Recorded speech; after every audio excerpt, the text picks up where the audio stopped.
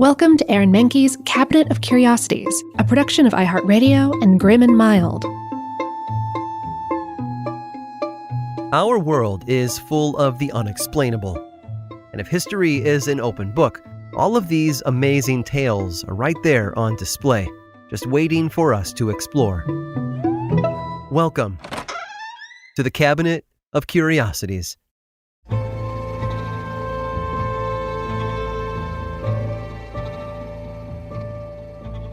Human beings are all different.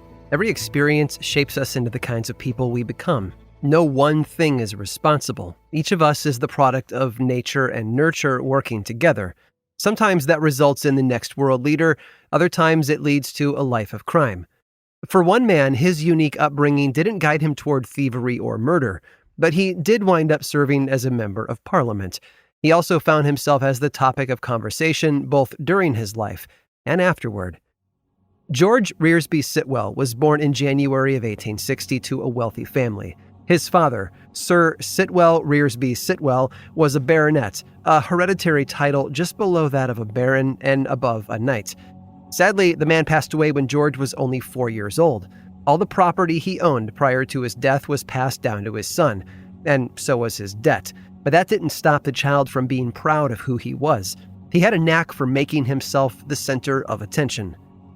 Soon after his father's death, George had been riding on a train when he announced his name and title to a fellow passenger. He told the man, "I am 4 years old and the youngest baronet in England."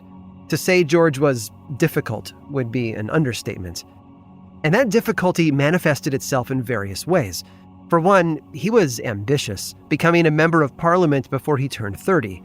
He also married young. When he was 26 and Lady Ida Denison was only 17, the pair tied a knot, although it was clear from the start that they were horribly wrong for each other. Only days into their marriage, Denison fled back to her family's home. She hated her new husband, and more than that, she hated the expectations that came with being a wife. They forced her to return to him, though, which she did, but she resented everyone for it. 9 months later, she gave birth to a baby girl, angering her husband who had hoped for a male heir. It would be another 5 years before their first son, Osbert, was born in 1892. As time went on, Sitwell increased both his wealth and his political power. Much of the money went to his wife, who spent it almost as fast as he could earn it. But George also found ways to invest his fortune, possibly as distractions from his terrible marriage or to occupy his time after losing his parliamentary re-election. He ended up becoming a prolific inventor, although none of his creations ever became very popular. The Sitwell egg, for example, was supposed to be a complete meal designed for a person on the go. It was a ball of white rice shaped like an egg. In its center, a piece of smoked meat. None of the local shops were interested in carrying it. He also came up with a toothbrush that played a popular song as the person brushed their teeth. This actually became a real product as a way to encourage children to brush their teeth just a century later. Perhaps the world wasn't ready for George's unique idea. There was also a tiny gun he created to protect himself from wasps. The aging Sitwell didn't just invent things, though. He also took a keen interest in restoring his family home, Renishaw Hall in Derbyshire, England. But as he worked to restore it to its former beauty, he began to develop some odd habits. Visitors to the home were greeted by a sign that read, "I must ask anyone entering the house never to contradict me in any way, as it interferes with the functioning of the gastric juices and prevents my sleeping at night." He also mislabeled all of his medicinal vials to discourage others from sampling their contents when he traveled. His philosophies on health in particular were something special. Nonfiction writing was okay, but the body could not handle writing novels, according to him. He believed fiction would be a drain on one's condition. George's views and beliefs were odd and rarely based on sound logic, but he was also a lifelong student, learning all that he could on esoteric topics, such as medieval wool gathering and gardening. He even wrote a detailed history of the fork. Sir George Sitwell led a strange and troubled life. His wife hated him and his family didn't understand him. Yet, regardless of how the world perceived him, he never shied away from the man he truly was. One of a kind.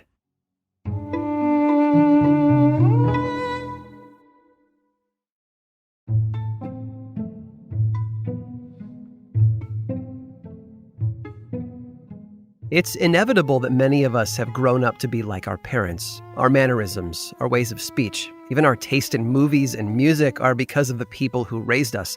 Heck, every time I laugh, I hear my father's voice as if he's in the very same room as me.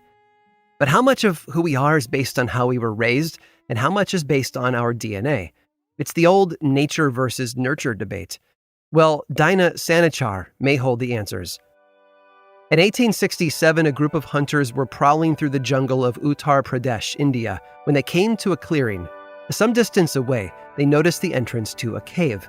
The hunters approached the cave carefully, anticipating what they might find inside. It could, after all, be a ferocious animal. A creature did emerge.